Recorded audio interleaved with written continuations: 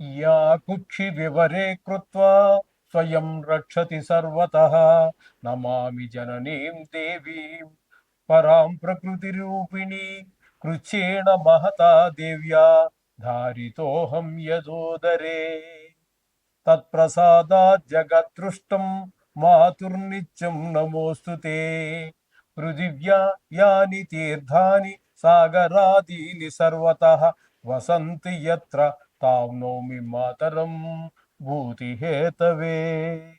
Matrudevobhava. July నెల 2026 సంవత్సరం గోచార ఫలితాలు ఇప్పుడు మనం చెప్పుకోబోతున్నాము. నోటికి ఏదొస్తే అది చెప్పటం ఉండదండి మా దగ్గర. ఏదో లక్షలు వస్తాయి, కోట్లు వస్తాయి, నాది గ్యారంటీ, రాసి పెట్టుకోండి, బల్ల గుద్ది చెప్తున్నాను, ఇట్లాంటి మాటలు ఏమీ ఉండవండి. శాస్త్రం ఎంతవరకు చెప్పిందో అంతవరకే. మిమ్మల్ని సంతోషపెట్టడం కోసం ఏదో ఒక స్త్రీ మీ జీవితంలో ప్రవేశిస్తుంది, ఇట్లాంటివి ఏమి ఉండవండి. శాస్త్రం అంటే శాస్త్రమే.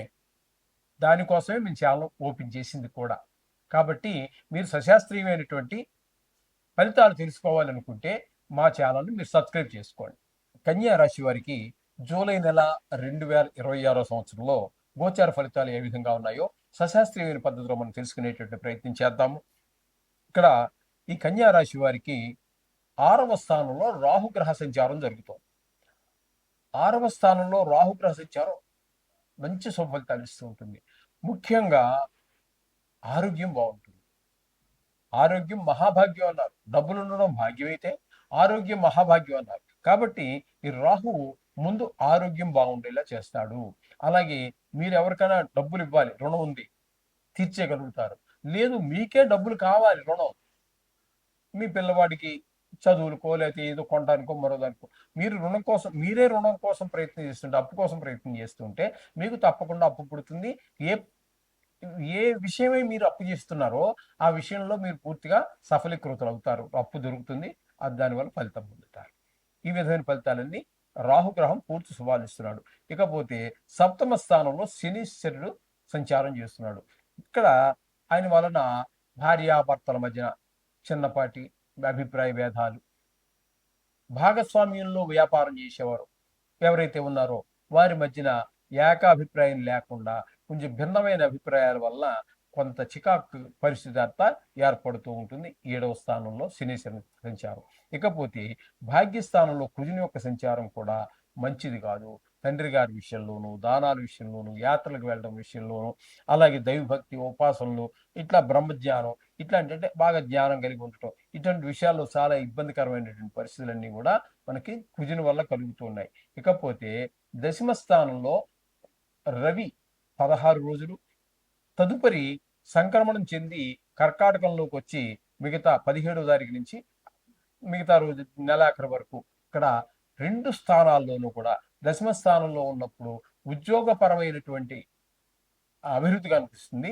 అలాగే ఉద్యోగం కోసం ఎవరైతే ఎదురు చూస్తూ ఉన్నారో ఉద్యోగ ప్రయత్నాలు, అది ప్రైవేట్ది కావచ్చు, గవర్నమెంట్ది కావచ్చు, ఏదైనా సరే ఉద్యోగం కోసం ప్రయత్నం చేసేటటువంటి వారికి ఉద్యోగం దొరికేటటువంటి అవకాశం 10వ స్థానంలో రవిగ్రహ సంచారం వల్ల కలుగుతుంది. దాని ఫలితం అదే రవి 17వ తారీఖు నుంచి మనకి కర్కాటకంలో అంటే ఏకాదశంలోకి వచ్చారు కాబట్టి ఇక్కడికి వచ్చినప్పటికి ఏమవుతుంది, ఆ ఫలితాన్ని అంటే మనకి లాభం, చేసిన పనికి ఫలితం లభించడం జరుగుతూ ఉంటుంది అనమాట. అట్టే మీకు జీతం రావటము, దాన్ని మంచి మీరు మొదటి జీతం తీసుకోవటం, లేకపోతే కొత్తగా ఈ ఉద్యోగంలో చేరాక జీతం తీసుకోవడం ద్వారా మంచి ఫలితాన్ని మీరు ఒక ఫలితం పొందేమనే ఒక ఆనందం మీలో ప్రస్ఫుటంగా కనిపిస్తూ ఉంటుంది. ఆ విధమైన ఫలితాన్ని రవి 2 స్థానాల్లో పూర్తి శుభుడు నెలంతా కూడా. అలాగే బుధుడు 10వ స్థానంలో ఒక 11 రోజుల పాటు ఉంటారు, 2 దఫాలుగా. అలాగే ఏకాదశి స్థానంలో మిగతా అన్ని రోజులు ఉంటారు, 20 రోజులు. అంటే ఈయన కూడా రవిలాగే 2 స్థానాల్లో కూడా శుభ ఫలితాలు ఇస్తూ ఉన్నారు. బుధుడు కూడా ఎంత చక్కటి ఫలితాలు. అలాగే అక్కడ ఏం చేస్తున్నారు, రవి ఏ ఫలితాలు ఇస్తున్నారో ఈయన అదే ఫలితాలు ఇస్తున్నారు. వృత్తిపరంగా అక్కడ డెవలప్ చేస్తున్నారు. ఇక్కడ దాని ఫలాన్ని ఆ పని చేయటం వల్ల వచ్చేటటువంటి ఫలితాన్ని బుధుడు మనకి ఇక్కడ అందిస్తూ ఉన్నాడు ఏకాదశి స్థానంలో. అంచేత ఈ 10వ ఏకాదశి స్థానాల్లో 2 గ్రహాలు అనుకూలంగా ఉన్నాయి. అలాగే గురుడు కూడా ఏకాదశి స్థానంలో ఉన్నారు. అది కూడా అత్యంత శుభప్రదమైనటువంటిది. మీకు చాలా చెప్పాలంటే కన్యా రాశి వారికి చాలా బాగుందని చెప్పవచ్చు. అంత చక్కటి గురువు కూడా చాలా అనుకూలమైనటువంటి ప్రదేశంలో ఉన్నారు. అలాగే కేతువు చూస్తే వ్యయ స్థానంలో ఉన్నారు. అది కొంచెం ఖర్చుతో కూడుకున్నటువంటిది. కొన్ని నష్టాలు, కొన్ని విచారాలు ఇటువంటివన్నీ కొన్ని వ్యయ స్థానంలో ఉండటం వల్ల. అలాగే శుక్రుని గనక మనం తీసుకున్నట్టయితే ఏకాదశి స్థానంలో ఒక 4 రోజులు, మిగతా నెలంతా కూడా వ్యయ స్థానంలో.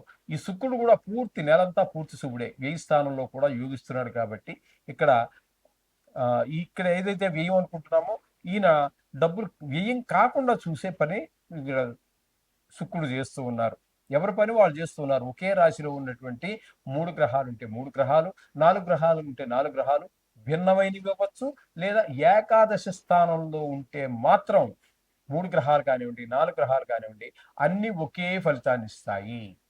మిగతావి భిన్నమైనటువంటి ఫలితాలన్నీ ఇస్తూ ఉంటాయి. ఈ విధమైనటువంటిది గ్రహచారం అంతా కూడా ఇక్కడ నడుస్తోంది. కాబట్టి ఈ రాశి వారికి ముఖ్యంగా రాహుగ్రహం చాలా అనుకూలంగా ఉన్నది. అలాగే రవి బుధులు ఇద్దరు అనుకూలంగా ఉన్నారు, శుక్రులు అనుకూలంగా ఉన్నారు, గురువు అనుకూలంగా ఉన్నారు. కాబట్టి ఎక్కువ గ్రహాలు చాలా అనుకూలంగా ఉన్న కారణంగా కన్యా రాశి వారికి ఒక రకంగా మనం చెప్పాలంటే మిగతా గ్రహాల కంటే కూడా, మిగతా రాశుల కంటే కూడా బాగుందని చెప్పడంలో సంశయం లేదు. ఈ విధమైన పరిస్థితి ఉన్నది. ఏదేమైనప్పటికీ కూడా వారు ఎంత అనుకూలంగా ఉన్నా, ప్రతికూలంగా ఉన్నా కూడా మనం రోజు కూడా ఆ నవగ్రహాల్ని మనం ప్రార్థించడం అనేది ఒక అలవాటు, మన దినచర్యలో ఒక భాగం. ఎలా అయితే స్నానం చేసిన వెంటనే దేవుడి గుడి దగ్గరికి వెళ్ళి దేవుడు 2 అగరత్తులు వెలిగించి వాళ్ళ సమయాన్ని బట్టి, ఇంట్లో వాళ్ళు అయితే గంటసేపు కూర్చుంటారు, చేసుకుంటారు. మనం ఎక్కడికో పోవాలి కాబట్టి మగవారు అనేటటువంటి వారు, ఆడవారైతే వారు కొంచెం టైం ఎక్కువ స్పెండ్ చేయగలిగితే చాలా మంచిది. లేకపోతే ఈ నవగ్రహాల కోసం ఒక 2 నిమిషాలు కేటాయించండి, సర్వశుభాలు పొందండి. శుభం భూయాలు.